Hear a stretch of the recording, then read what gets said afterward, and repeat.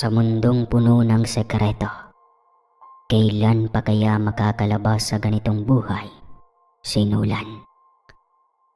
Sa isang liblib na lugar sa Capiz, kilala ang pamilya ni Nolan bilang mga aswang hunter, o di kaya'y mas kilala sa tinatawag na mga mananambal.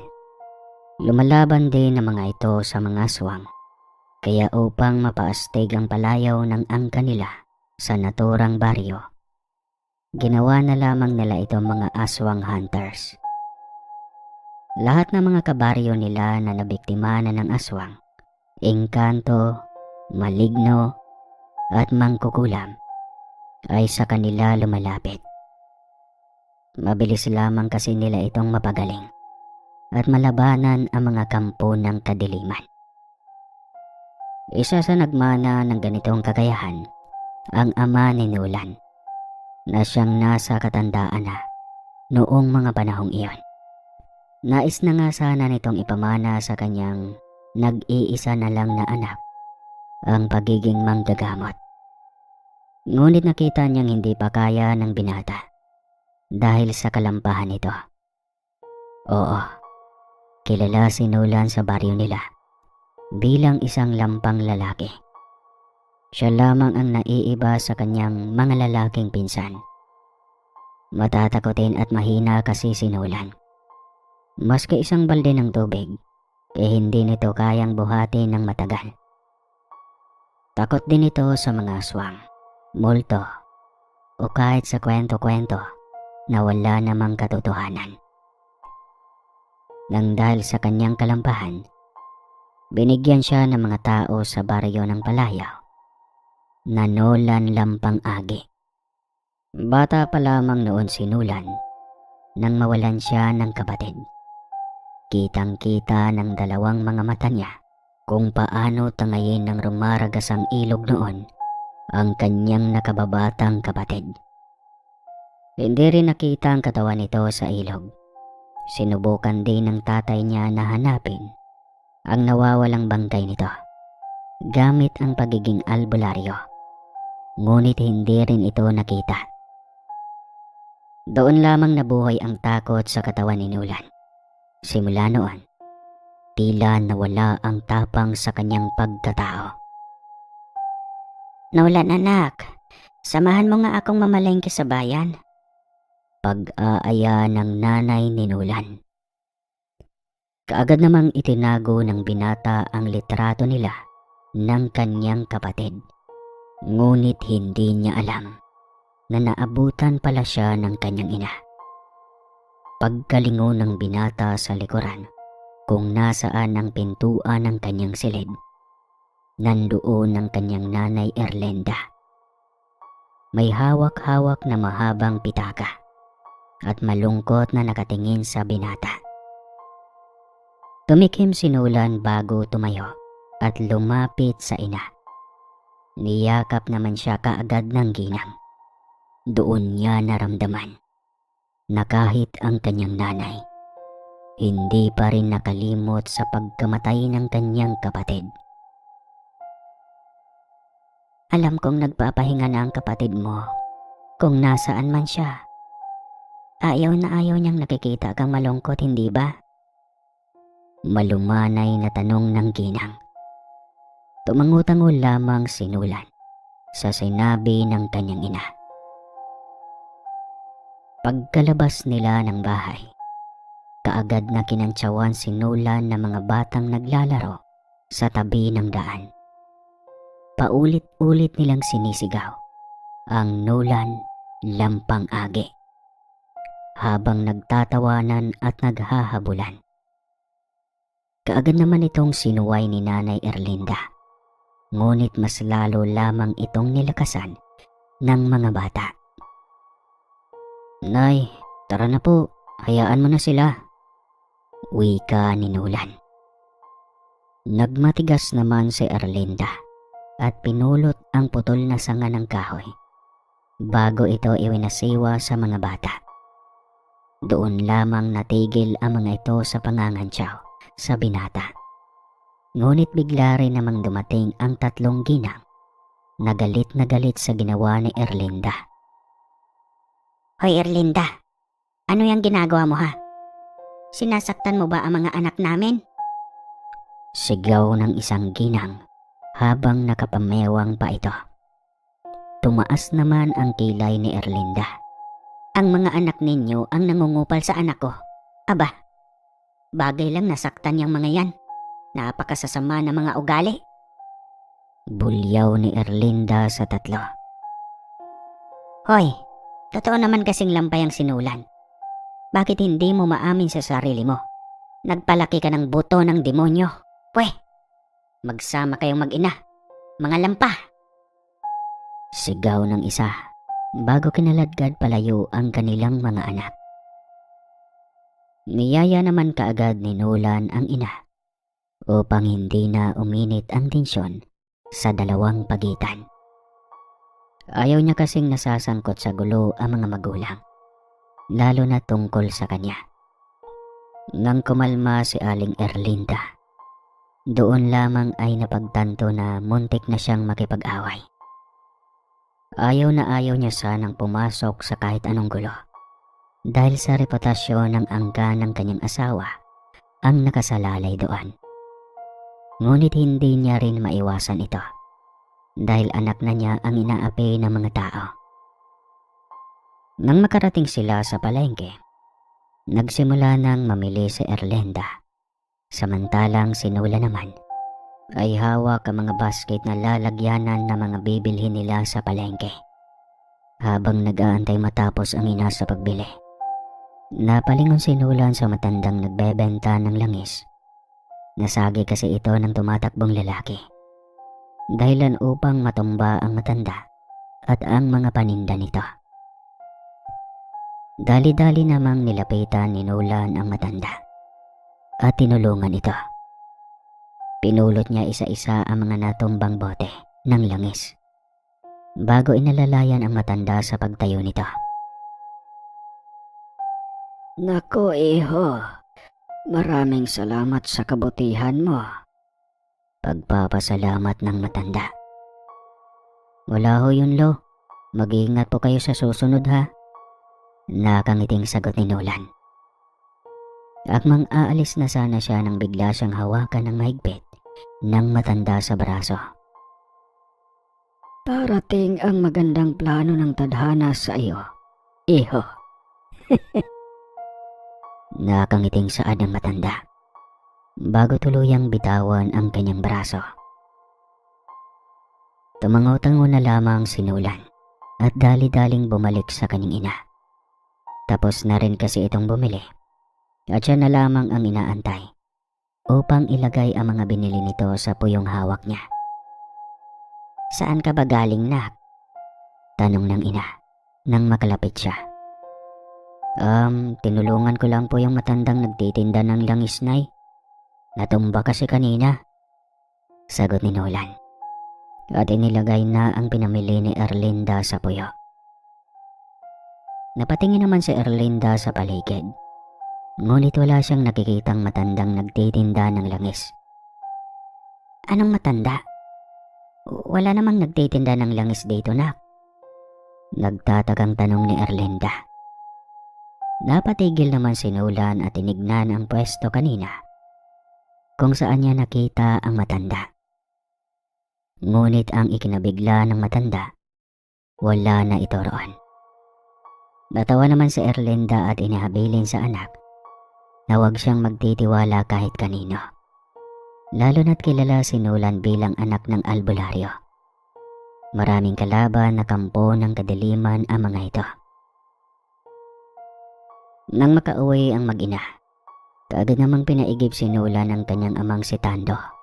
Sinunod naman kaagad ito ni Nolan upang hindi magalit ang ama. Alam niya kasing mainit ang ulo ng kanyang ama sa kanya. Umayos-ayos ka ha. Huwag mo kong ipahiya sa labas. Balde na nga lang na may tubig, di mo pa kayang buhatin. Pagbabanta ng ama bago tuluyang ibigay sa kanya ang balde. Kaagad namang umalis si Nolan at tumungo sa poso na iniigiba nila. Pagkarating niya roon, Napabuntong hininga siya sa daming nakapila upang mag-igib. Ayaw niya sanang manatili sa labas ng matagal hanggat sa maaari. Ngunit wala siyang magawa ngayon dahil inatosyan siya ng kanyang tatay. "Uy, sinulan baklao." Napalingon si Nolan sa boses na nanggagaling sa binatang si Leo. Ang isa sa pinaka nangungot siya sa kanya.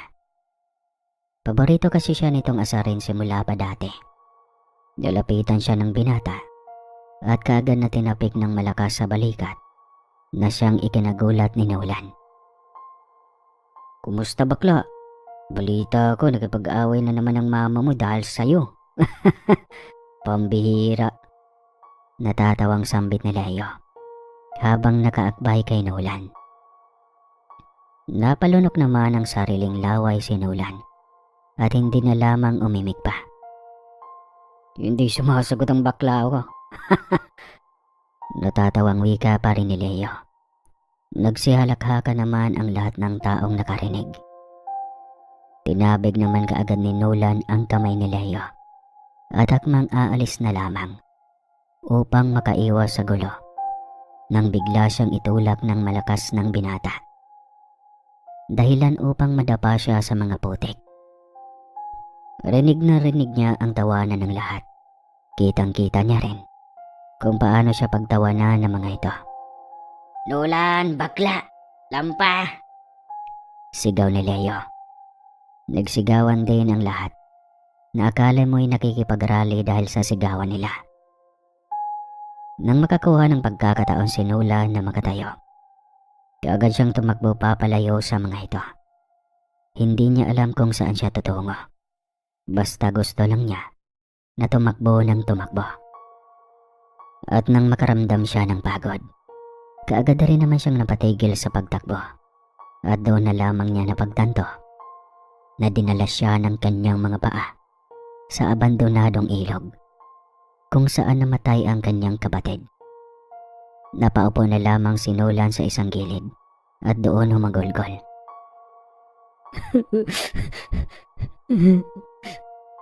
"Hindi ko alam kung ano ang kasalanan ko sa kanila. Bakit kailangan nila akong tratuhin na parang isang hayop?" Umiiyak na tanong niya sa sarili habang nakatingin sa kaunti at maruming tubig na naiwan sa ilog. Nang makita niya ito, bumalik lahat ng masasakit na alaalang pilit niya na sanang kinalimutan. Ang pagkamatay ng kanyang kapatid.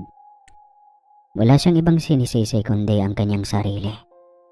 Ilang beses na kasi siyang sinuway ng kapatid niya noon na huwag tumambay sa ilog. Ngunit nagmatigas siya hanggang sa isang pangyayari ang nagbabago ng kanyang buhay. "Dito ka rin pala tumatambay?" Isang pamilyar na boses ang narinig ni Nolan. Kaagad niya itong nilingon. Walang iba kundi ang pinsan niyang si Jane. Anak din ito ng kanyang tiyuhin na albularyo sa kabilang baryo. Nilapitan naman kaagad siya nito at umupo sa kanyang tabi. Napausod ng kaunti si Nolan upang mabigyan ng espasyo ang dalaga. "Mabuti pa rito, tahimik," dugtong ni Jane. Hindi naman umiimik si Nolan na siyang ipinagtataka ng dalaga. "Alam mo, kaya nga nasasabihan ka na lampa kasi hindi ka marunong lumaban eh." Saad ng dalaga na siyang ikinagulat ni Nolan. Paano niya nalaman na inapi ang pinsan? Si Jane ay observant sa kanilang magpipinsan. Alam nitong may mali tuwing nakikita niya ang isang bagay pa lamang. Hindi ito lampa katulad ni Nolan.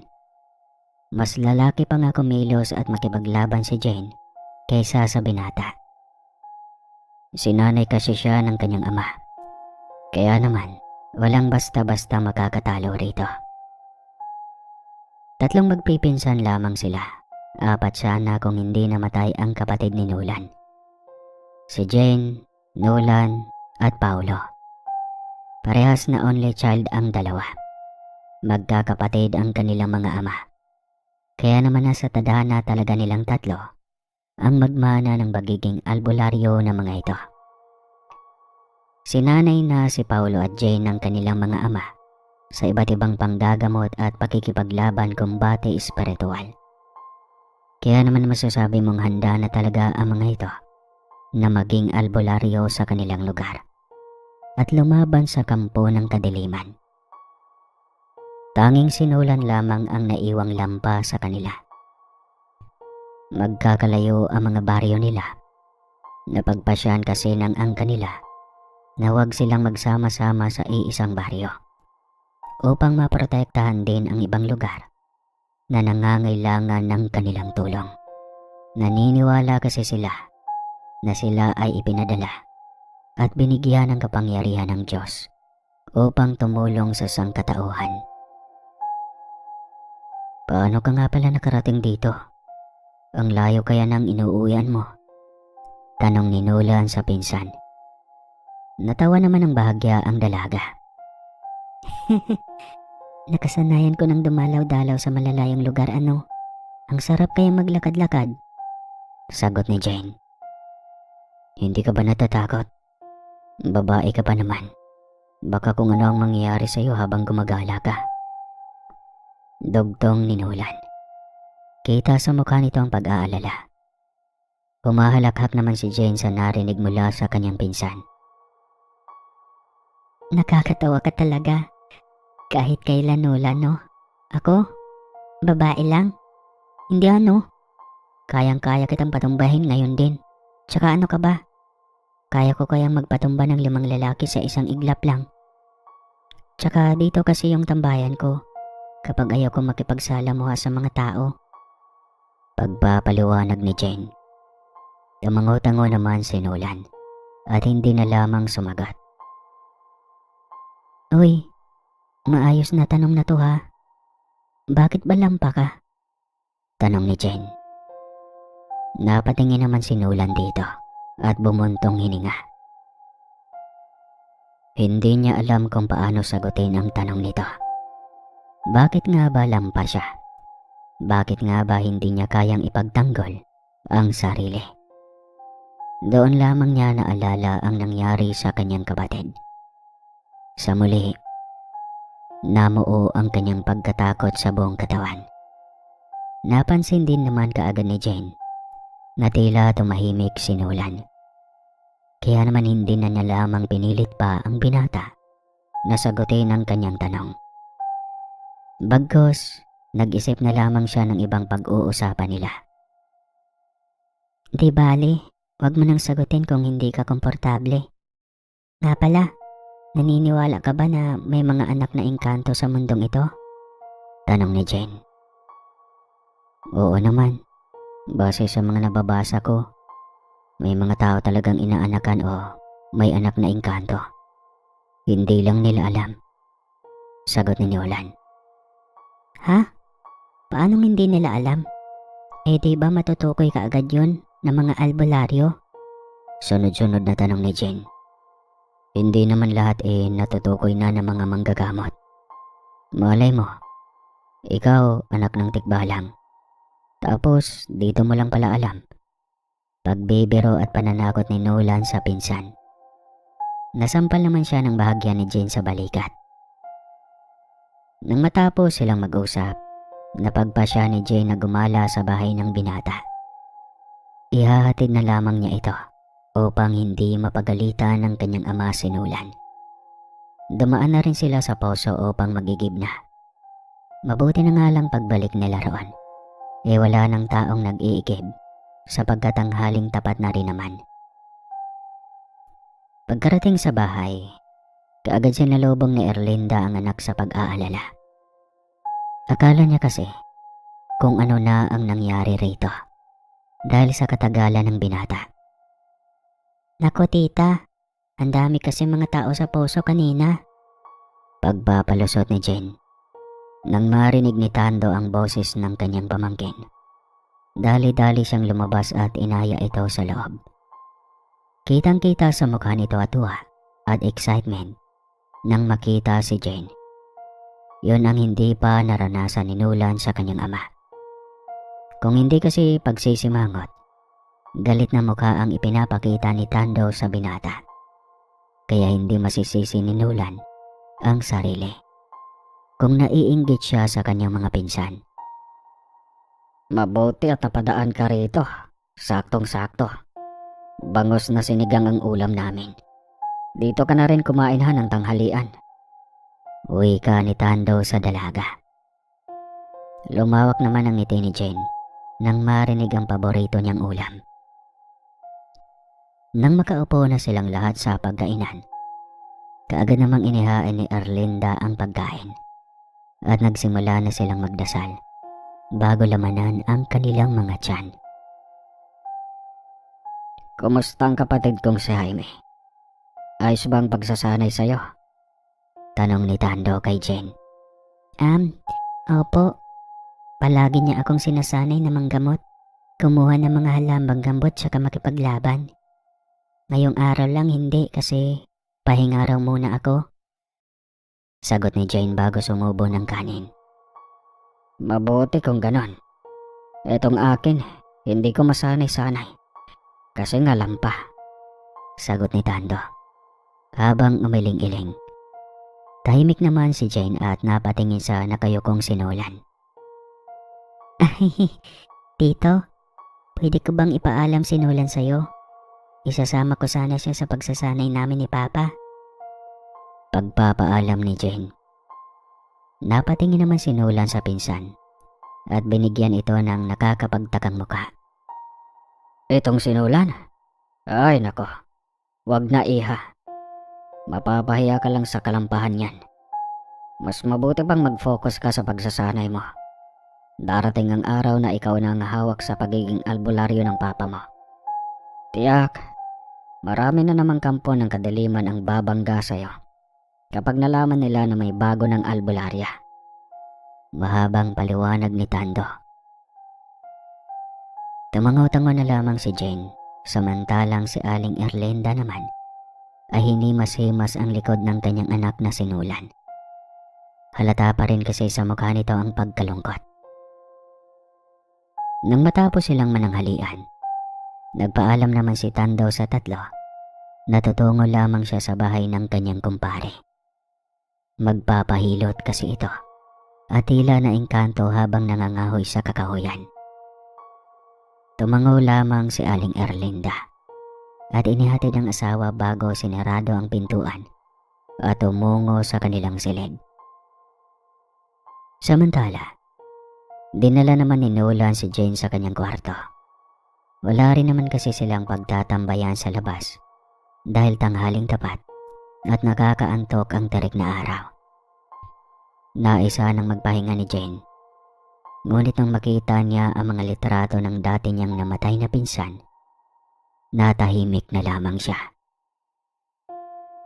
Pasensya ka na kung makalat ang kwarto ko. Magpahinga ka na lang riyan.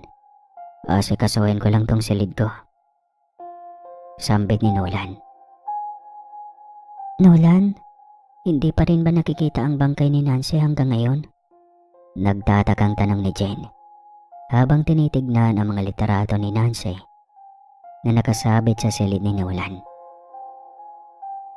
Napatigil naman ang binata sa paglilinis nang marinig ang tanong ni Jane.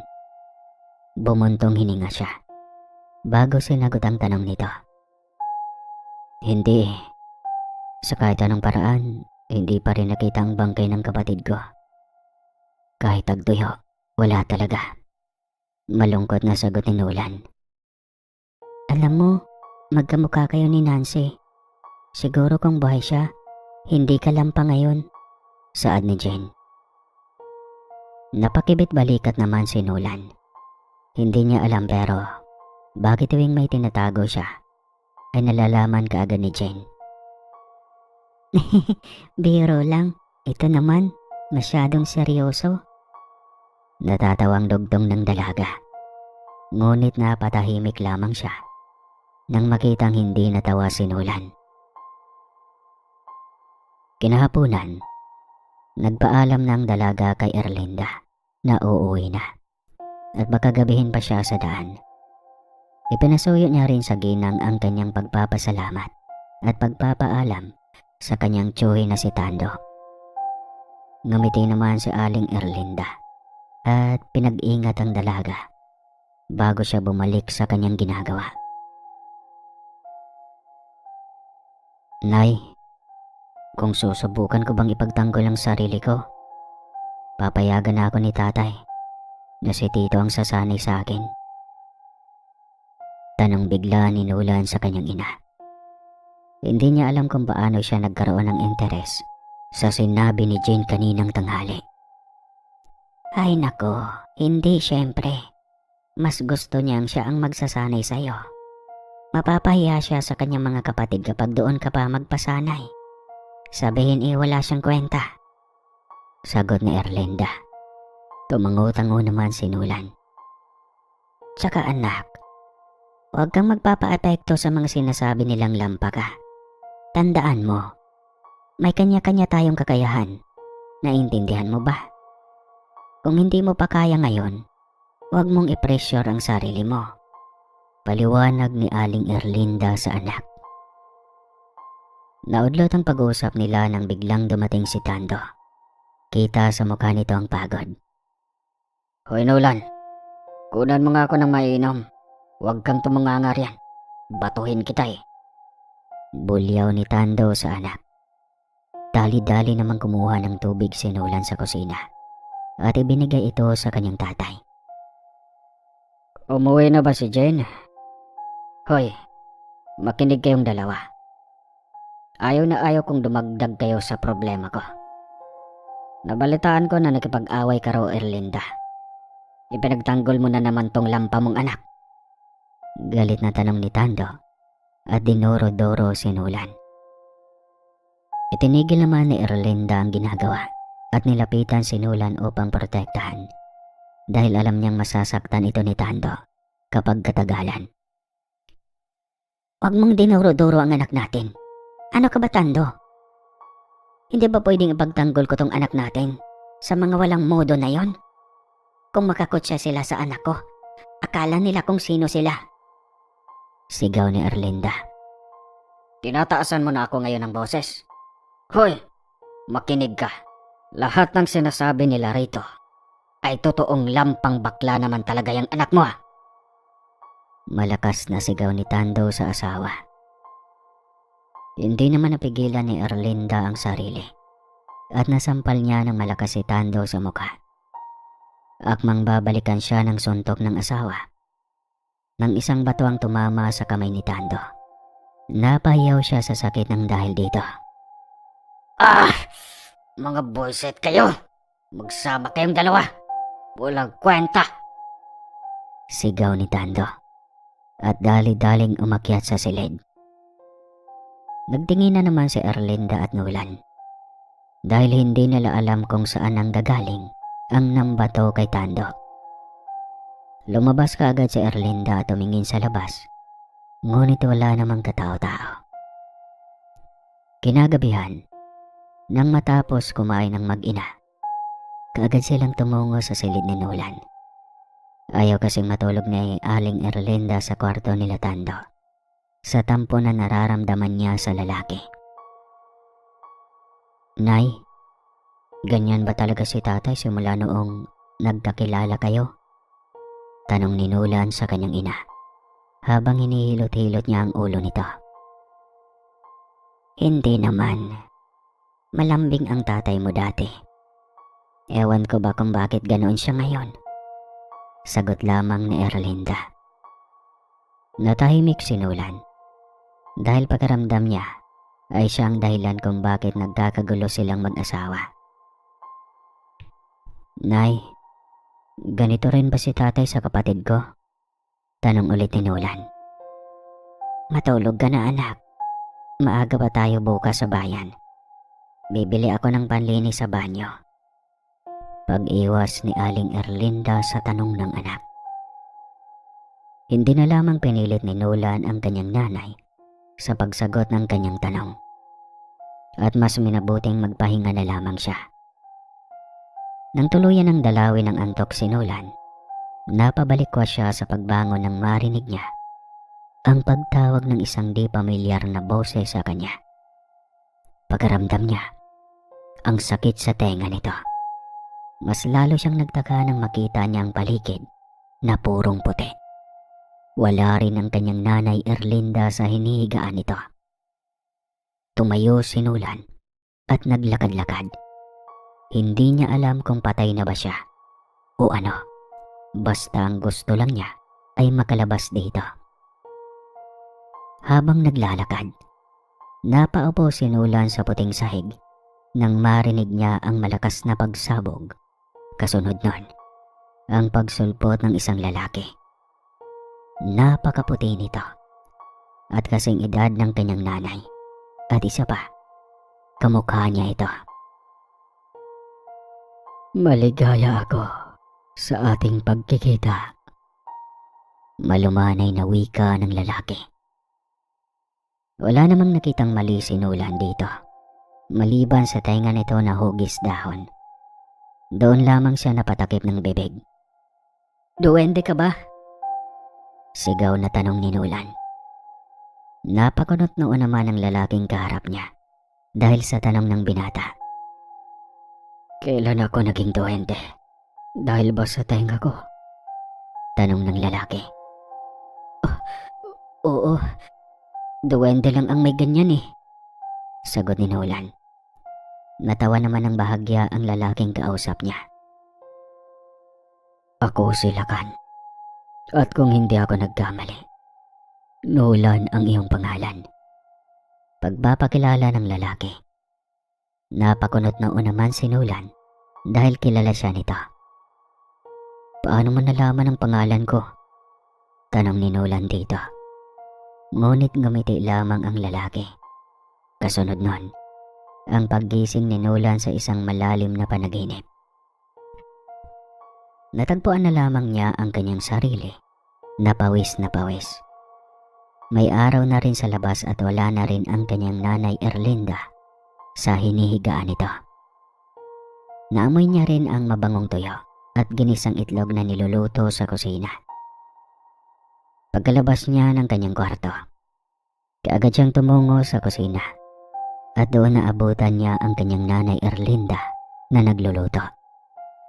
Nakapamewang pa ito habang nakaharap sa kalan.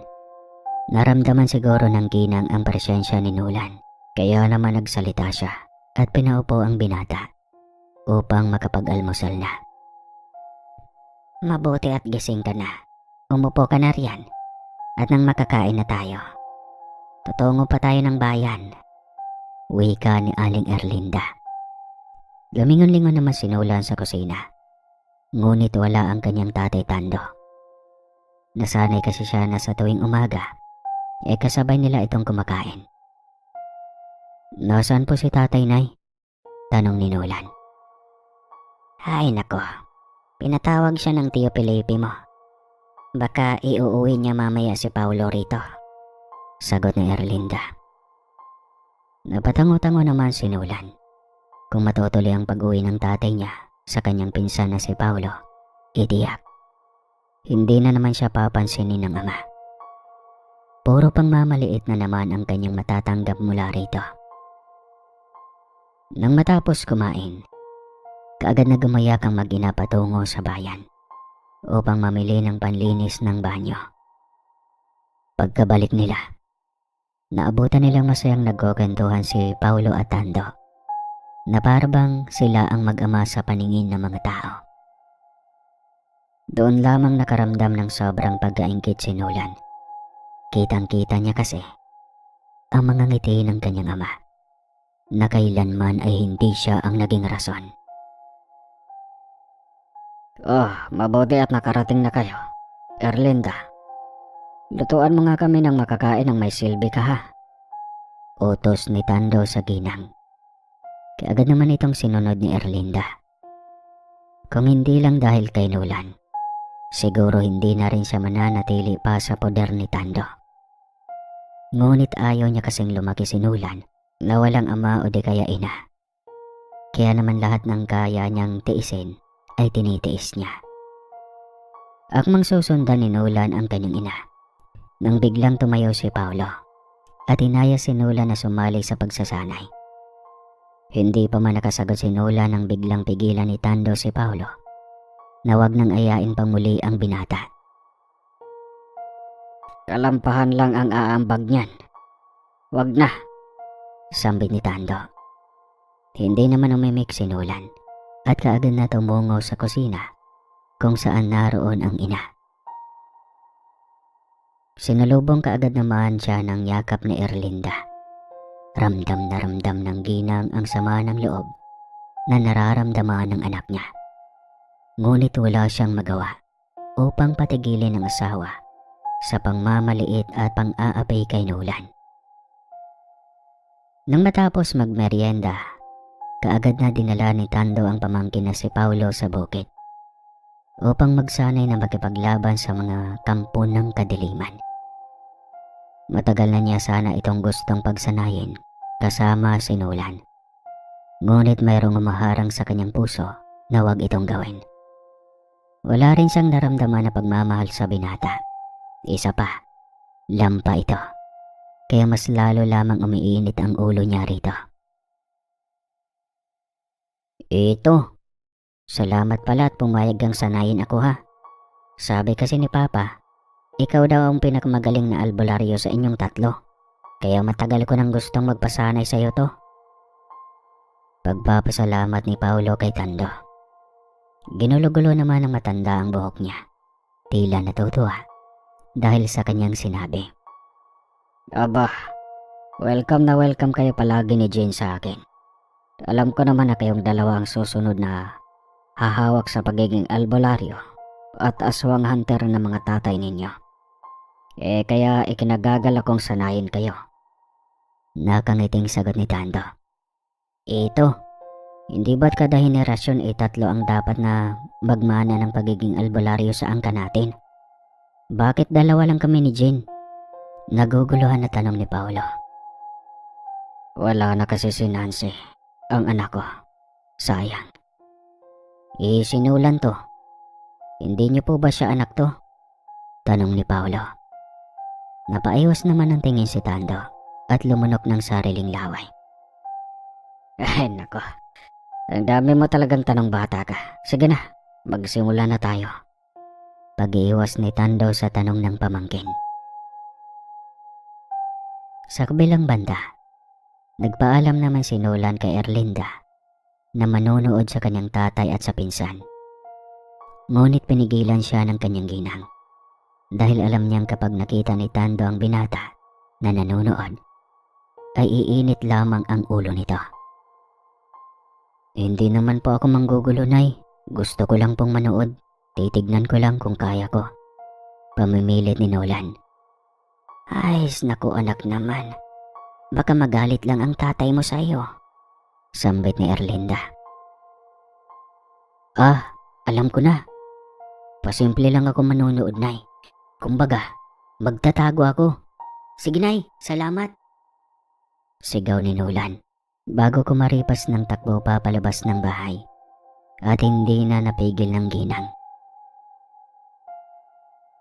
Napasapo naman ang ginang sa kanyang noo dahil sa katigasan ng ulo ni Nolan. Ngunit hindi niya rin naman ito masisisi dahil matagal nang gusto ng binatang sanayin siya ng kanyang ama. Ang problema lang, hindi siya nito pinapakinggan at binibigyan ng oras. Nang makarating ang binata sa bukid, natanaw niya na kaagad ang dalawa na nagsasanay. Tuwang-tuwa naman siya at kaagad na nagtago sa nagkukumpulang mga damo upang manood sa mga ito. Kitang-kita niya rin kung gaano kagaling ang kanyang ama at si Paolo. Nakakapagod dito. Pero napakagaling talaga ng mga galawan mo. Pagpuri ni Paolo sa tiyuhin. Wala pa tayo sa kalagitnaan, kaya ipagpatuloy mo pa. Saad ni Tando. Halos araw-araw itong ginagawa ni Nolan dahil araw-araw din namang nagsasanay ang dalawa.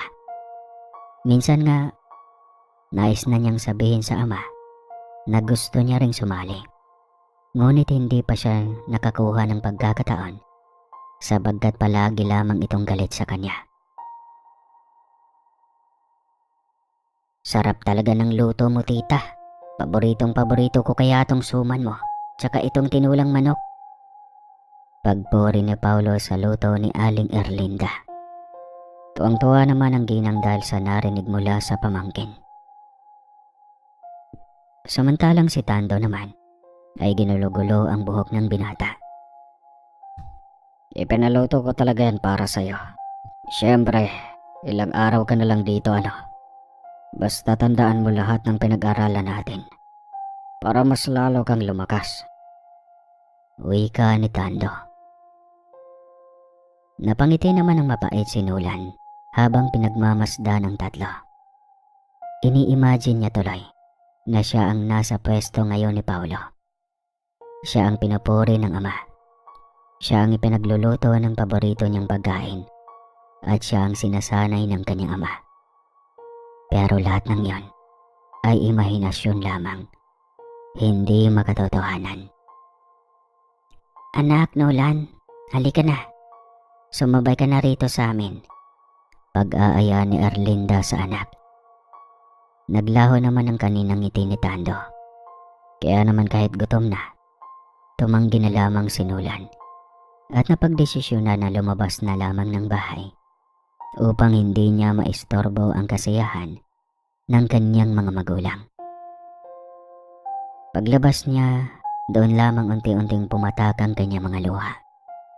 Kanina pa niya ito pinipigilan, ngunit ngayon, noon lamang ito lumabas. Ayaw niya kasing ipakita sa ama na umiiyak siya dahil tiyak, kukutsain lamang siya nito. Hindi alam ni Nolan kung saan siya papunta hanggang sa dinala siya ng kanyang mga paa sa ilog kung saan namatay ang kanyang kapatid. Doon siya nagmumuni-muni. Pinapanood ang mga ibon na nagsisiliparan sa himpapawid. Mga punong sumasayaw dahil sa hangin. Sa kanyang pagmamasid, doon lamang niya naalala ang kanyang panaginip patungkol sa lalaking may hugis dahon ang tenga. Sa pagkakaalala niya, Laka ng pangalan nito at magkamukha silang dalawa. Natawa naman si Nolan dahil sa panaginip niyang hindi kapanipaniwala. Isipin mo yun. Nakakausap ko siya tapos hindi raw siya duwende. Kabuang. Natatawang wika ni Nolan sa kanyang sarili. Naudlot ang kanyang pagtawa nang bigla siyang napalingon sa kanyang likuran. Napakunot noo siya nang makita niyang muli ang matandang tinutulungan niya noon sa bayan. Ang matandang nagbebenta ng langis na bigla na lamang nawala. Otoy, andyan ka pala. Pwede mo ba akong tulungan dito?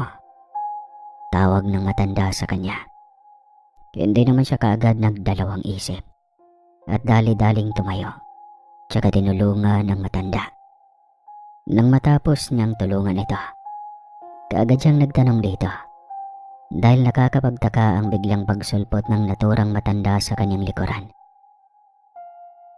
Tay, bakit ho napadaan kayo rito? Tanong ni Nolan dito. Hinubad ng matanda ang kanyang sombrero at saka ito pinaypay.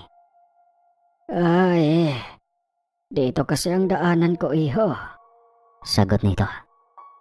Napatingin naman si Nolan sa posibleng daan na pinanggalingan nito. Ngunit napakunot noo siya dahil puro kakahuyan lamang ito. Nga pala tay, ano pala ang pangalan niyo? Tanong ni Nolan dito. Ako si Lakan. Ikaw ba? Tanong ng matanda. Nanlaki ang mga mata ni Nolan dahil magkapangalan sila ng lalaking nasa panaginip niya. Nolan ho ang pangalan ko, sagot ng binata. Nolan, matanong ko lang, naniniwala ka ba sa mga tikbalang? Tanong ng matandang si Lakan. Natawa naman ang binata ng bahagya. Po, hindi ho. Ano ba yung tikbalang? Tanong ni Nolan. Isa siyang engkanto. May katawan ng tao pero yung ulo at paa niya, yung sa kabayo. Tsaka pelyo rin yun, pero marunong umibig ng mortal. At kaya nilang magmukhang tao din. Maikling paliwanag ni Lakan sa binata. Albularyo ang tatay mo. Hindi ka naniniwala sa mga engkanto? Dugtong ni Lakan at umupo sa lupa. Aba, lo. Kahit maging albularyo pa ako, yun ang nakatadhana sa akin. Kahit hindi ako naniniwala. Magiging ganoon talaga ako. Pero sa kasamang palad, hindi eh. Malungkot na paliwanag ni Nolan. Bakit hindi? Ikaw ang nakatadhana, di ba? Tiyak malakas ka na ngayon. Marunong manggamot at makipaglaban. Saad nila kan matanda. Ngunit umiling-iling lamang si Nolan. Sana nga lo. Lahat ng hula mo ngayon totoo. Pero hindi talaga eh. Lampa kasi ako lo. Sagot naman ni Nolan. Tawang-tawa naman si Lakan. Ano ka ba? Hindi ka lampa. Tandaan mo, may sarili kang kakayahan. Hindi lang lumalabas sa ngayon. Tiwala lang sa sarili. Matatagpuan mo rin ang ibig kong sabihin, bata. Uwi ka na matanda. Bago ito tumayo at tinuloy ang pagtulak ng kariton na may lamang mga langis na siyang ibebenta raw niya sa bayan. Mag-ingat ho kayo lo. Pagpapahabol ni Nolan. Ngunit itinaas lamang ni Lakan ang braso at nagsinyas ng paalam. Hapon na nang makauwi si Nolan. Naabutan niyang nagluluto na naman ng ina, kaya kumain na rin siya. Kanina pa kasing walang laman ang kanyang tiyan. Ayaw naman niyang mamatay sa gutom, kaya kumain na lamang siya. Mabuti at nandito ka na anak. May tinira akong ulam dyan. Kumain ka ng marami ha. Wika ni Erlinda at binigyan ng platong may laman na kanin si Nolan. Nagpasalamat naman kaagad ang binata sa kanyang ina. Bago siya tuluyang kumain, doon lang niya napagtanto na wala na pala si Paulo at ang kanyang ama. Ngunit ayon sa ginang, dinala ng kanyang ama si Paulo sa bayan upang bilhan ito ng bagong sapatos at damit na siyang hindi nito ginawa kay Nolan kahit kailan. Anak, pagpasensyahan mo na ang ama mo ha, saad ni Erlinda. Ano ka ba, Nay? Parang hindi naman ako sanay. Huwag kang mag-alala, Nay. Sanay ako malayo ang loob ni tatay sa akin. Wika ni Nolan at dali-daling inubos ang kanyang pagkain. Kinagabihan, habang tulog na ang lahat, nagising ng walang dahilan si Nolan. Hindi niya alam pero pagbangon niya, bigla na lamang nawala ang antok sa kanyang buong pagkatao. Napailing na lamang siya bago lumabas ng silid at tumungo sa kusina upang uminom ng tubig. Sa kanyang pag-inom, isang figura ng kabayo ang kanyang nasilayan sa labas ng kanilang bahay. Nakalalikod ang gawin nito habang nakatingin sa bilog na buwan. Kaagad namang binaba ni Nolan ang baso at kumurap-kurap. Sa pag-aakalang namamalikmata lamang siya, ngunit hindi. Hindi nawala ang figura ng kabayo sa labas ng kanilang bahay. Sa hindi malamang dahilan, dahan-dahan siyang lumapit sa bintana. Doon lamang niya nakita ng buo ito. Kagaya ng sinabi ng matandang si Lakan, ito ay mayroong ulo ng kabayo at katawan ng tao. Sa madaling salita, tikbalang ang nakikita ngayon ni Nolan. Napasigaw ang binata nang bigla itong lumingon sa gawin niya, na para bang naramdaman ng nilalang ang kanyang presensya. Dahil sa lakas ng sigaw ni Nolan, nagising ang kanyang mga kasamahan sa pag-aakalang may magnanakaw na nakapasok sa kanilang bahay. Naabutan naman ng ginang si Nolan sa baba ng bintana. Pilit itong umaatras at itinuturo ang labas ng bintana. Ngunit walang nakakita ang ginang. Doon lamang napagtanto ni Paulo na tila may mali. Kaya naman matapang siyang lumabas.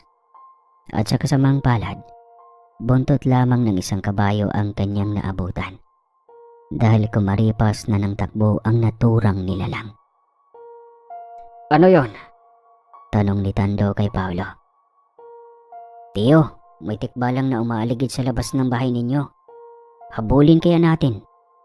Galit na wika ni Paulo. Natahimik naman si Tando at napatingin kay Erlinda. Binalikan na ba sila? Tinignan din ni Erlinda ang asawa na tila may nais iparating. Ngunit alam na kaagad ito ni Tando. Hinawakan niya sa balikat si Paulo at initosang pumasok na lamang sa loob. Paulo, gabi na. Kailangan mo pang magpahinga. Pumasok ka na lang." Wika ni Tando sa pamangkin. Tumango naman si Paulo at pumasok sa loob. Nang makatulog na muli ng mahimbing ang dalawang binata, doon lamang muling bumaba si Tando sa kusina. Naabutan niyang nagtitimpla ng kape si Erlinda. Kaya naman nilapitan niya ito. "Bumalik siya," saad ni Erlinda. Kinuha naman ni Tando ang mainit na kape at hinigop ito. "Binalikan niya kami." Malungkot na dugtong ng ginang. Halata rin sa tono nito ang takot. "Matagal na siyang umaaligid kay Nolan. Hindi ko lang sinasabi." Wika ni Tando. Maski siya naramdaman ang presensya ng nilalang. "Bakit? Bakit kailangan mong tratuhin ng ganito ang anak kong si Nolan? Hindi ba't dapat ikaw ang magpoprotekta sa kanya?" Umiiyak na sunod-sunod na tanong ni Erlinda sa lalaki. "Siya ang dahilan kung bakit namatay ang anak nating si Nancy, Erlinda. Siya at ang ama niyang tikbalang ang pumatay sa anak natin. Kaya wag mo akong tanungin kung bakit kinamumuhian ko ang anak mo. Una, hindi ko siya kadugo. Pangalawa, anak siya ng kampo ng kadiliman." Giit na sambit ni Tando. Hindi naman nakaimik si Erlinda. Tama naman lahat ang sinabi ng kanyang asawa. Anak ng tikbalang si Nolan. Noong mga panahong nanliligaw pa lamang si Tando kay Erlinda, nabuntis na ito ng tikbalang sa kasamaang palad. Nakaharap na ni Tando ang naturang nilalang. Ngunit mas malakas ito noon, kaya nakatakas ito sa kanyang mga kamay. Pinanagutan naman niya ang bata, ngunit hindi siya nangako sa babae na mamahalin niya ito na parang tunay na anak. Kinamumuhian na talaga ni Tando ang mga kampo ng kadiliman. Simula pa noong bata siya, kaya ito ang dahilan kung bakit ganoon ang trato niya kay Nolan. At mas lalo pa ang kinamumuhian ni Tando si Nolan dahil sa pagkamatay ng anak nilang si Nancy. Oo, si Nancy lamang ang anak ni Tando kay Erlinda. Kaya ganoon na lamang ang kanyang sama ng loob tuwing nakikita si Nolan. "Matulog ka na roon. Ako na ang magbabantay dito," utos ni Tando sa asawa. Tumayo naman si Erlinda kahit hindi pa ubos ang kape at dali-daling umakyat patungo sa kanilang silid. Kinabukasan, naudlot ang pag-aalmusal ng pamilya sa biglaang pagdating ni Jane kasama ang kanyang ama na si Jaime. Pinapasok naman kaagad ito ni Tando at binigyan ng makakain. Ngunit tumanggi ang mag-ama dahil hindi sila nagpunta upang mamasyal. Nagpunta lamang sila upang dalhin ang masamang balita kay Tando. "Bumalik ang mga kalaban natin doon, Tando. Kilala mo na kung sino sila. Imposibleng hindi nagpunta ang isa rito," saad ni Jaime at tumingin ng masakit kay Nolan Alam ko. Anong plano ninyo? Tanong ni Tando sa kapatid. Magpalakas ka. Malamang sa malamang, makakalaban natin sila. Huwag kang padalos-dalos sa kilos mo, Tando. Pagpapaalala ni Jaime. Bago muling umalis. Nagtingin na naman si Erlinda at Tando. Alam nila na ang kampo ng tikbalang na ama ni Nolan ang tinutukoy ni Jaime. Paulo, Nolan, magigib muna kayo pagkatapos kumain ha. Utos ni Tando sa mga binata. Tumango-tango naman ang dalawa. Pagkatapos kumain at magpahinga, kinuha na kaagad ng dalawang magpinsan ang mga balding walang laman at kaagad na tumungo sa poso. Samantalang si Tando naman ay inilabas ang mga kagamitan sa pagkikipaglaban sa mga engkanto. Nilapitan naman kaagad siya ni Erlinda na may pag-aalala sa mukha. Kailangan mo ba talaga tong gawin, Tando? Nag-aalalang tanong ni Erlinda sa asawa. At bakit hindi? Kung hindi lang sana lampay ang anak mo, siya ang magmamana nito. Bulyaw ni Tando sa ginang. Kahit naman hindi lampas si Nolan, hindi pa rin siya makakapagmamana ng pagiging albularyo dahil hindi niyo siya kadugo. Sambit ni Erlinda.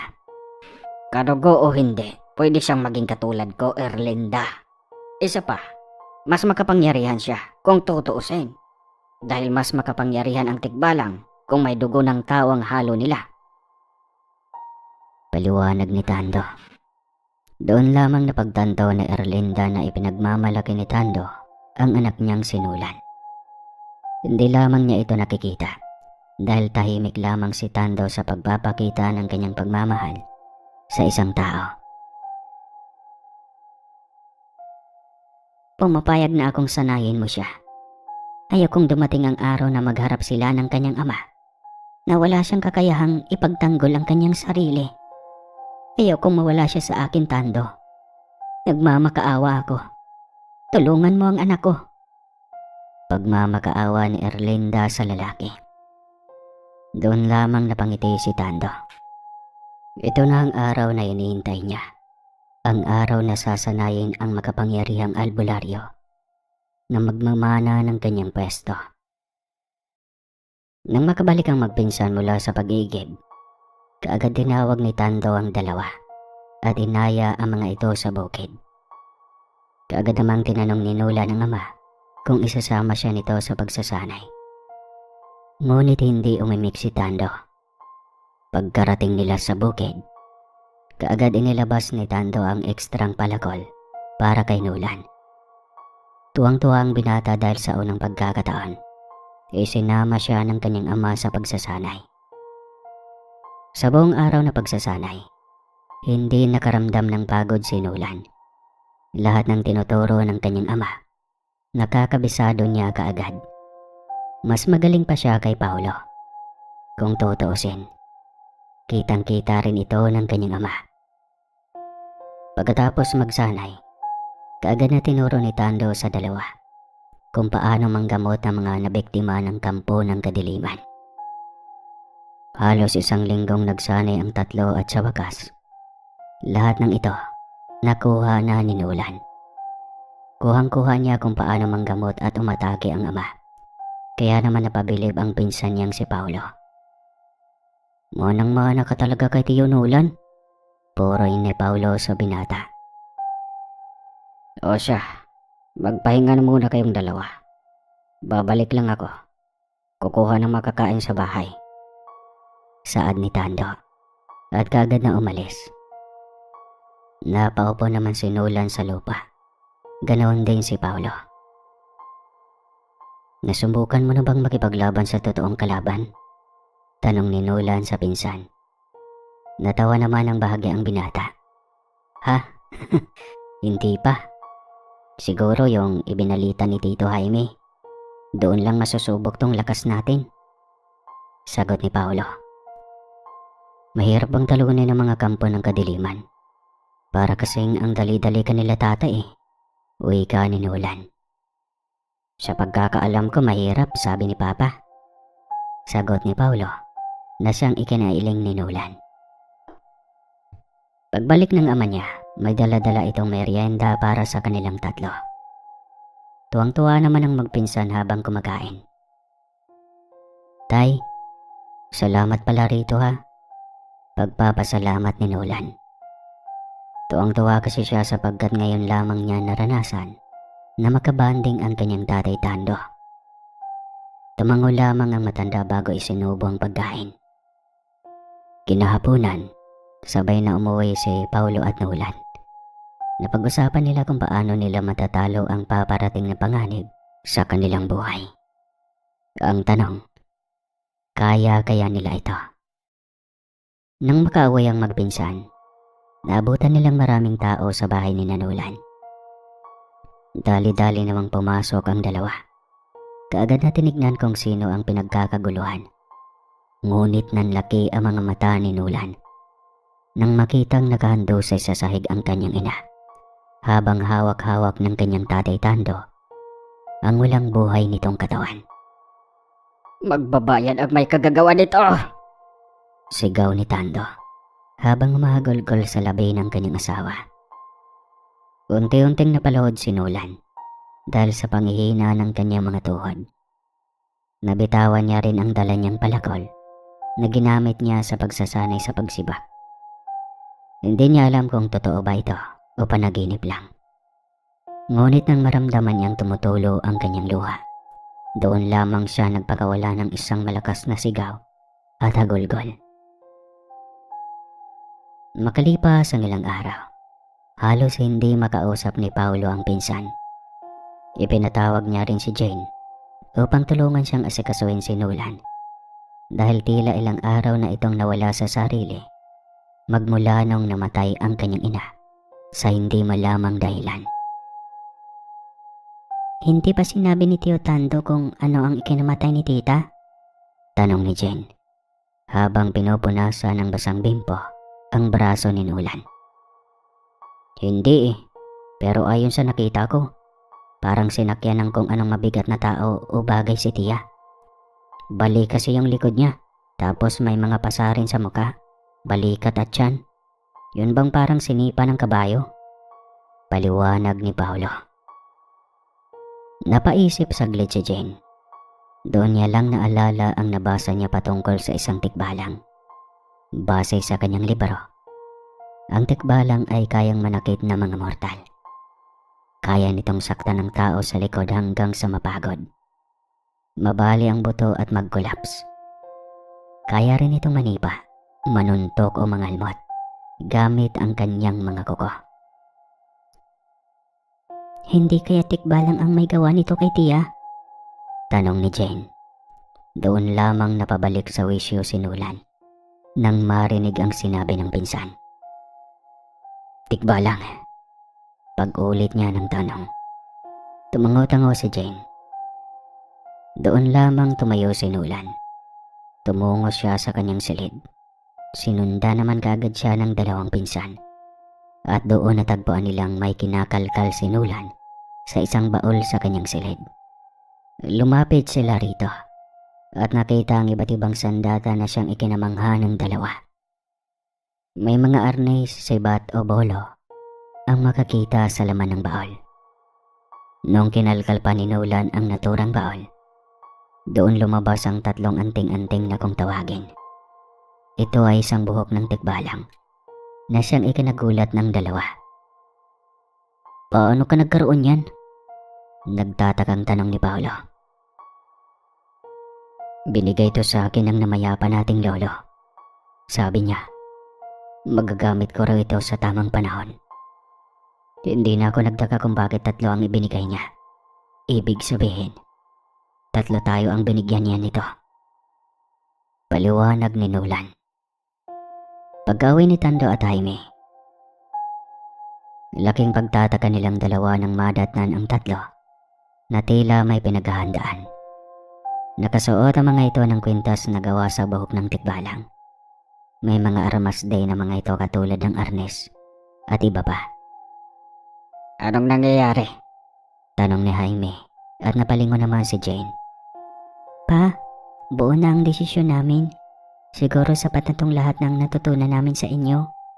Oras na namin para protektahan kayo at bigyan ng hustisya ang pagkamatay ni Tia Erlinda. Saad ni Jane. Bakit? Natukoy niyo na ba kung ano o sino ang pumatay sa asawa ko? Tanong ni Tando. Tikbalang ho ang pumatay kay Tia Erlinda. Base sa mga pasa at bali sa likod ni Tia, tikbalang lamang ang kayang gumawa nun. Sagot ni Paolo.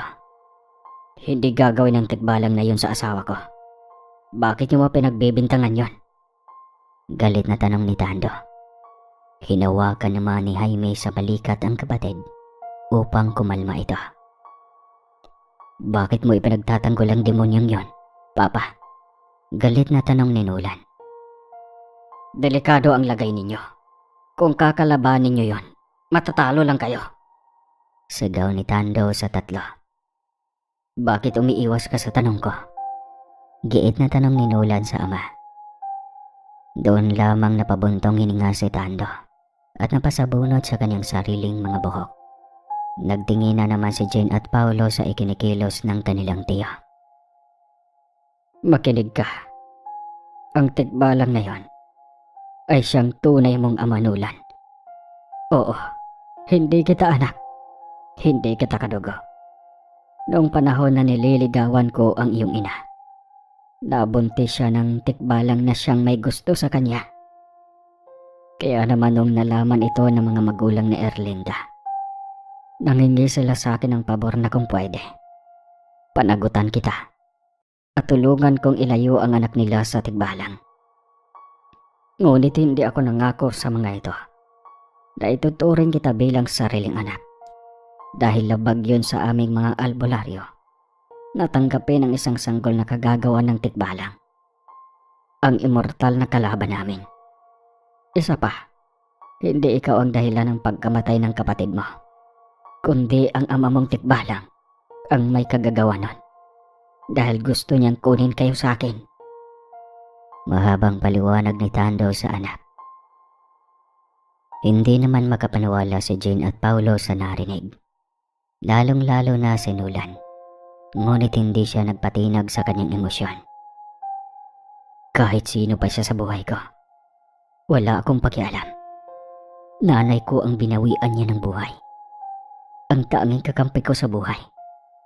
Kaya kahit sa ayaw at sa gusto ninyo, haharapin ko ang tikbalang na sinasabi niyong ama ko.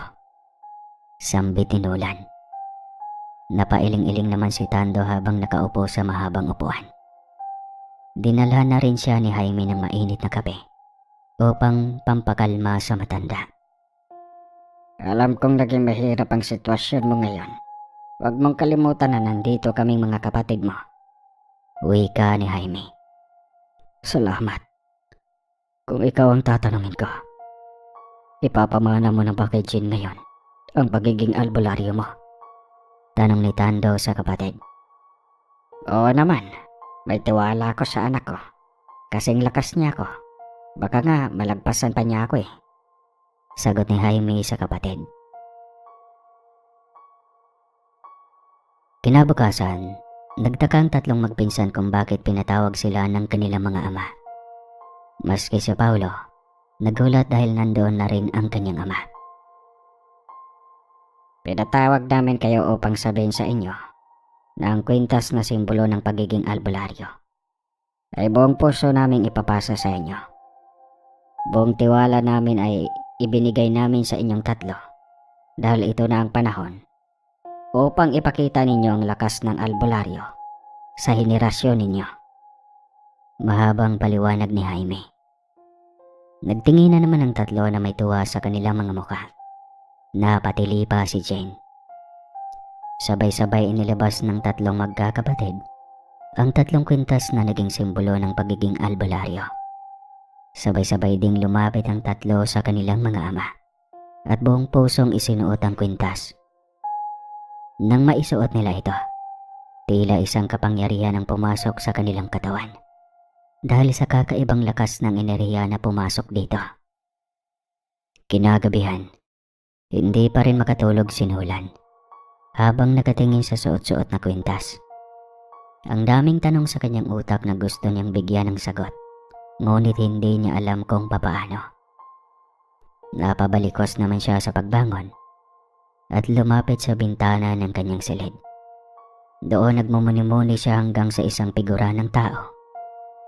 Ang nahagilap ng kanyang mga mata sa madilim na parte ng kanilang bahay. Nang makita ng figura na nakatingin sa kanya sinulan, kaagad itong umalis ngunit hindi nagpatinag ang binata. Mabilis siyang tumalon papalabas ng bintana at hinabol ang figura ng tao. Hindi niya alam kung paano niya nagawang tumalon sa mataas na bintana. Dahil kahit kailanman ay hindi niya ito nagawa dahil sa pagiging lampa niya. Habang mabilis niyang hinahabol ang figura, naaaninag niya na mahaba ang buhok nito na tila ba isang babae. Ngunit hindi siya nakukumpirma hanggat hindi niya ito nalalapitan. Kaya naman mas binilisan pa ni Nolan ang pagtakbo hanggang sa natalunan niya ito sa likod. Napahiga silang dalawa sa lupa habang hingal na hingal mula sa pagtakbo. Nang makakuha ng pagkakataon si Nolan, kaagad niyang ipinaharap ang katawan ng babae sa kanya at doon nanlaki ang kanyang mga mata. Ang babaeng hinahabol niya ay walang iba kundi ang kapatid niyang matagal nang namatay sa rumaragasang ilog na hanggang ngayon ay hindi pa rin natatagpuan ang katawan nito. Napatras si Nolan mula sa pagkagulat. Gusto pa sanang takpan ni Nancy ang mukha, ngunit huli na ang lahat. Nakita na ng kapatid niya. Nalaman na niya kung sino siya at isa pa, alam na niya na buhay siya. Nang kumalma ang pagkatao ng dalawa, doon lamang nagkaroon ng pagkakataon na tanongin ni Nolan ang kapatid. Ipinaliwanag naman ni Nancy na nakaligtas siya sa tulong ng isang matandang babae na di kalaunan ay namatay din. Gusto pa sana ni Nancy na bumalik, ngunit ayaw niyang makadagdag sa problema ng kanyang ama. Hindi ka naman problema kay tatay. Ako pa nga ang sinisisi niya sa pagkawala mo nun. Wika ni Nolan. Patawad, hindi pa talaga ako handa noon na magpakita sa inyo, sagot ni Nancy. Napabuntong hininga naman si Nolan. Nagbalik ka nga. Si nanay naman ang umalis. Malungkot na wika ni Nolan. Anong ibig mong sabihin? Tanong ni Nancy. Patay na si nanay. Pinatay siya ng demonyong tikbalang na yon, sagot ni Nolan. Napahagulgol naman si Nancy sa nalaman mula sa kanyang kapatid. Kinabukasan, naglantang sina Jane, Paulo at Tando at Jaime. Nang makitang kasama ni Nolan ang kapatid niyang si Nancy, doon lang ipinaliwanag ng binata ang lahat-lahat. Hindi naman napigilan ni Tando na yakapin ang anak na matagal nang nawala sa kanyang piling. Napahagulgol ito habang nanghihingi ng tawad sa kanyang anak. Maligayang pagbabalik, Nancy, wika ni Paulo. Nagpasalamat naman ang dalaga sa pinsan. Kinagabihan, habang sabay-sabay silang kumakain, isang malakas na kalabog ang narinig nila mula sa bubong.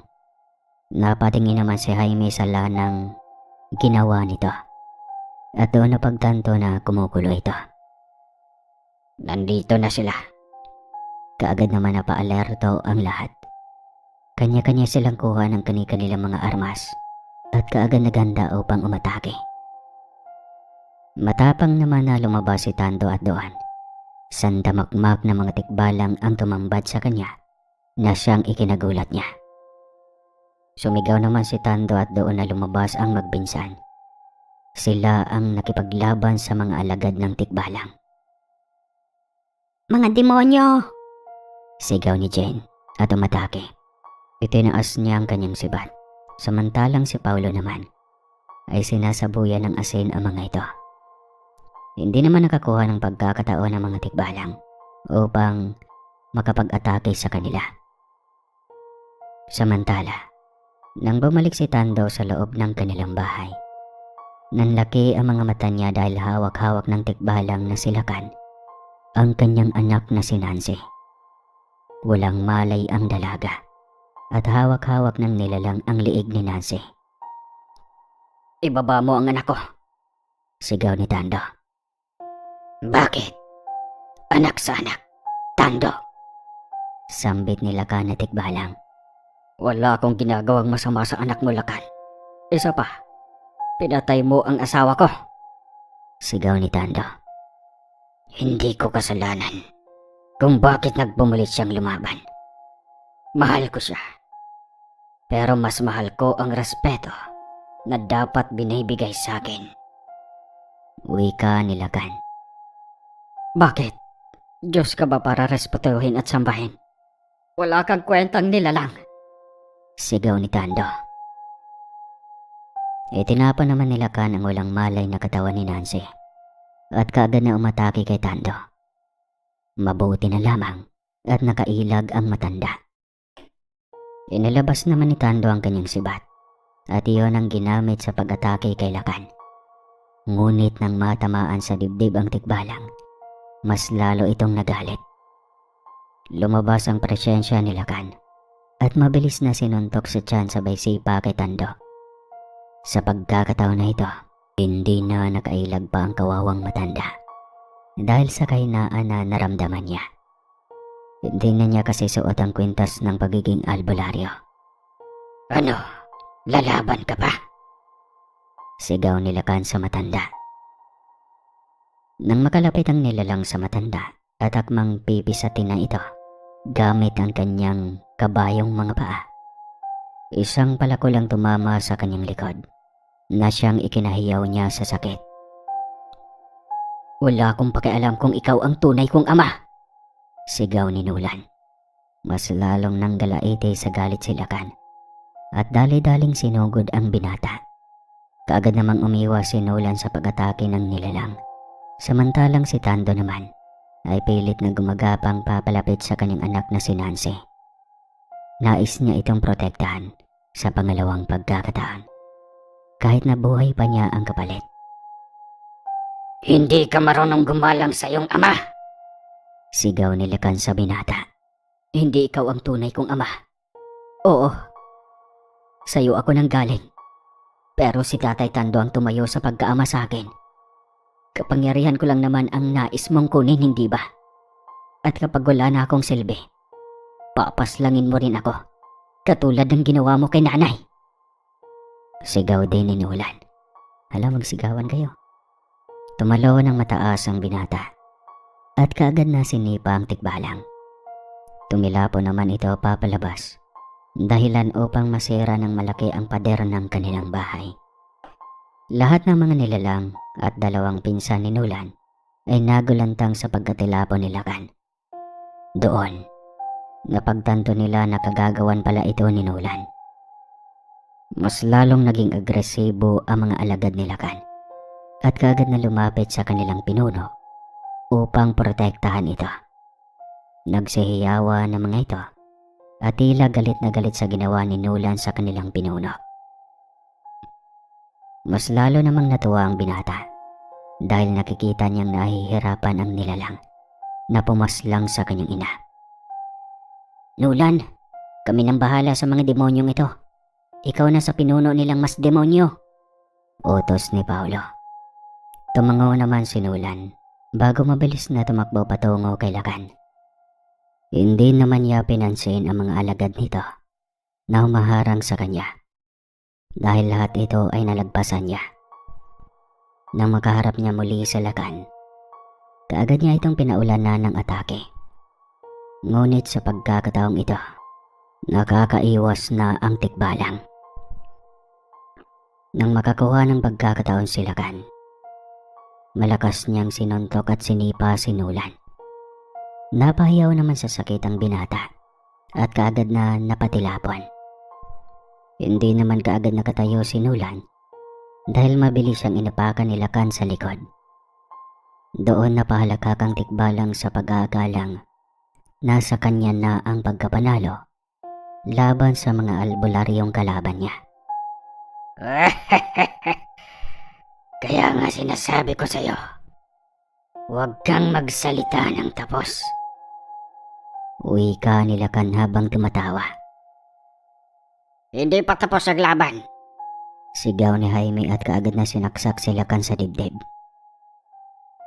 Doon naman nakakuha ng pagkakataon si Nolan at mabilis na hinawakan ang dalawang paa ng nilalang at walang awa itong binalibag. Malakas namang bumagsak sa lupa si Lakan at mas lalong dumiin ang patalim sa kanyang dibdib. Doon lamang nanghina si Lakan dahil hindi ordinaryong patalim lamang ang isinaksak ni Jaime sa nilalang. Ang patalim na yan ay may orasyon ng ninuno natin.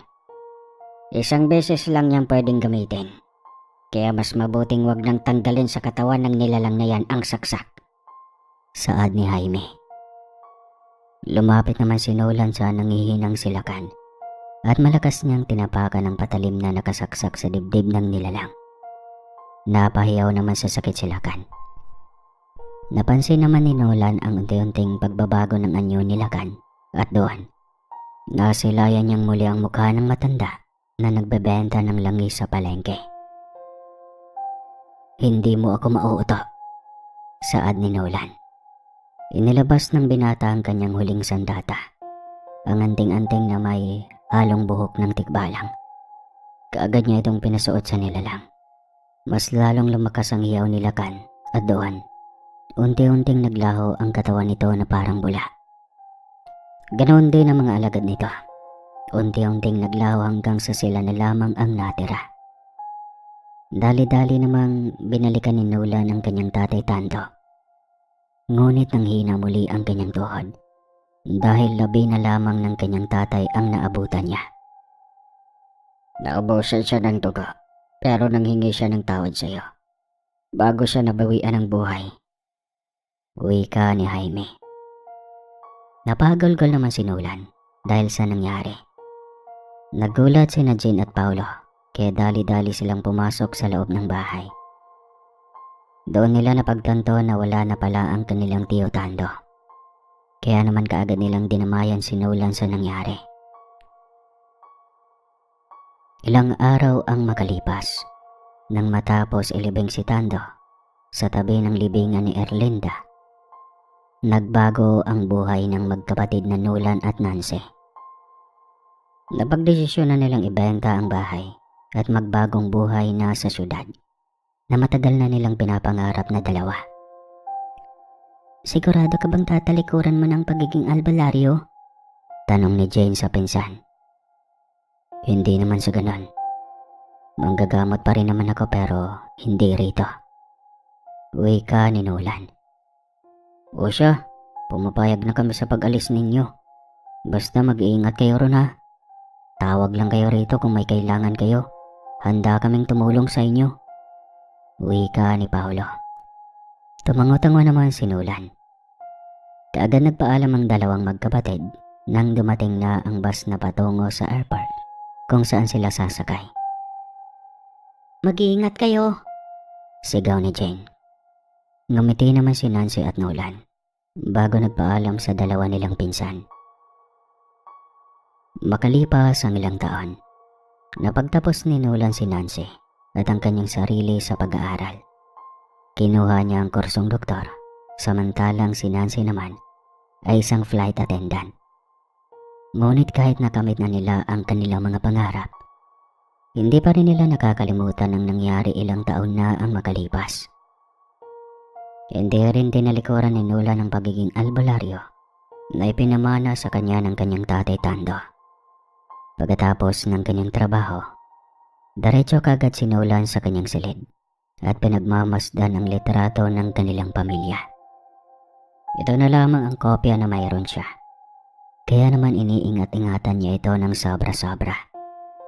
Naalala niya noon, sa pilitan pa silang kinuna ng litrato. Hindi pa kasi uso noon ang camera o cellphone. Kaunti lamang ang mayroon ng camera.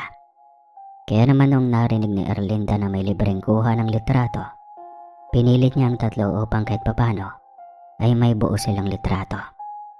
At mga musmus pa sila noon. Sana mabalik pa ang panahon na ito.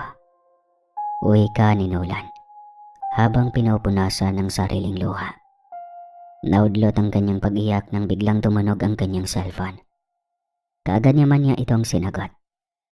Kuya, punta ka rito bilis. Sigaw ni Nancy sa kabilang linya. Kaagad namang binalik ni Nolan ang litrato at dali-daling lumabas upang tumungo sa bahay ni Nancy. Nang makarating siya roon, nagtaka siya dahil parehas na may tuwa sa mukha ni Nancy at sa asawa nitong si Gerald. Oo, sa kanilang dalawa na una si Nancy na mag-asawa. Bakit? Ano bang problema? Tanong ni Nolan. Kuya, buntis ako. Nakangiting balita ni Nancy. Hindi alam ni Nolan ngunit bigla siyang natuwa at napayakap sa kanyang kapatid. Ganoon din si Nancy. Makalipas ang ilang buwan, malusog na ipinanganak ni Nancy ang kanyang unang anak. Pinangalanan niya itong Nolan si Geraldine, ang kanyang anak. Napakagandang pangalan ng aking apo. Bagay na bagay sa kanyang napakagandang mukha. Pagpuri ng mga magulang ni Gerald. Lumabas naman ang ospital si Nolan upang magbahangin. Hindi niya kasi maiwasan na mainggit sa kapatid dahil nakahanap na kaagad ito ng makakasama sa buhay. Isa pa, nagkaroon na rin ito ng anak. Kompleto na ang buhay ni Nancy. Paano na lang kaya siya? Hanggang sa... Hay, may nakaupo ba rito? Isang magandang boses ang nagpabalik kay Nolan sa realidad. Nang masilayan niya ang magandang mukha ng babaeng nagtanong. Doon na lamang niya naramdaman ang tibok ng puso na matagal na niyang hindi naramdaman. Ay, may nakaupo ba rito? Tanong muli ng babae. Wala. Pwede kang umupo dyan. Nauutal na sagot ni Nolan. Natawa naman ang babae at nagpakilala ito bilang si Bianca. Alam mo, napakagwapo mo pala ano. Ngayon ko lang naaninag ng malapitan ng mukha mo. Uwi ka ng Bianca. Nasa coffee shop sila ngayon. Inaya kasi ni Nolan ang dalaga upang magkaroon sila ng kaunting pag-uusap. Gusto rin kasi ng binata na mapalapit dito dahil pakiramdam niya nahulog na siya ng tuluyan kay Bianca. Grabeng pambobola naman yan. Uwi ka ni Nolan. Hoy, hindi pambobola yun ha. Totoo talaga. Saad ni Bianca. Ilang buwan ang makalipas, tuluyan ang nagamit ni Nolan ang kasiyahan na nais niya. Naging sila ni Bianca hanggang sa nakapag-ipon sila ng pera at nagpakasal sa bansang Italy. Doon rin nabuo ang kanilang kauna-unahang anak na siyang magmamana ng pagiging albularyo ni Nolan. Nang makauwi sila sa Pilipinas, dinala kaagad ni Nolan si Bianca sa probinsya nila sa Capiz. Tuwang-tuwa naman si Jane at Paulo na sa ngayon ay may kanya-kanya na ring mga pamilya. Katulad nila, nakapagtapos din ang dalawa bago bumuo ng pamilya ang mga ito. Hindi namin akalain na makakabingwit ng artista itong pinsa naming tukmol. Biro ni Jane kay Bianca. Natawa naman ang babae habang inimas-himas ang malaki niyang tiyan. Kailan niyo pala balak bumalik sa Maynila? Gusto niyo bang dito na lang muna kayo? Hanggang sa may panganak ang anak mo, Nolan? Tanong ni Paolo. Napailing naman si Nolan. Mas mabuting doon sa Maynila. Ayoko kasing mahirapan si Bianca sa pagsilang ng junior ko. Sagot ni Nolan. Nanlaki naman ang mga mata ng dalawa. Lalaki ang anak mo? Gulat na tanong ni Jane. Tumango-tango naman si Nolan. Napaaper si Paolo at ang lalaki dahil si Nolan lamang ang nagkaroon ng lalaking anak sa kanila. Puro kasi babae ang panganay ng dalawa at maging kay Nancy. Kaya naman tuwang-tuwa ang mga ito sa nalaman. Swerte mo talaga, tol. Sigaw ni Jane, sabay hampas sa balikat ni Nolan. Napangiti naman ang lalaki dahil sa kanilang bonding ngayon. Napahawak siya sa kwintas na suot-suot niya at naaalala na naman niya ang kanyang mga magulang. Hinawakan naman siya ni Bianca sa balikat at niyakap. Nang matapos sila sa pag-uusap, Binisita naman ni Nolan ang kanyang mga magulang sa puntod na mga ito. Nanghingi siya ng tawad at nangako na kahit anong mangyari, hindi niya kakalimutan ang pagiging albularyo kahit na may dugo siya ng isang tikbalang. Wakas,